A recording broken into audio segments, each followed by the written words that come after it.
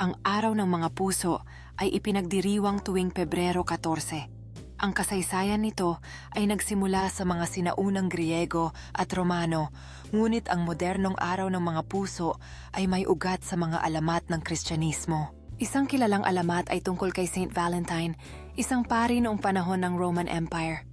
Noong panahon ng paghahari ni Emperor Claudius II, ipinagbawal ang kasal ng mga sundalo dahil naniniwala siyang mas magiging tapat ang mga lalaking hindi kasal sa kanilang tungkulin. Si Saint Valentine sa kabila ng utos ng emperador ay lihim na nagkasal ng mga magkasintahan. Nang matuklasan ito, ipinahuli si Valentine at pinatay noong Pebrero 14, 269 AD.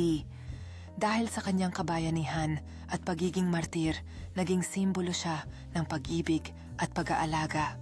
Habang lumipas ang panahon, ang Araw ng Mga Puso ay naging isang selebrasyon ng pagmamahal at pagkakaibigan sa buong mundo.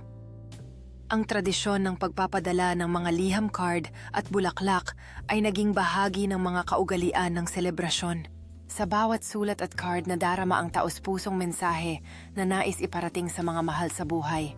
Ang mga bulaklak, lalo na ang mga rosas, ay nagsisilbing simbolo ng pagmamahal at pag-asa sa mga puso ng tumatanggap.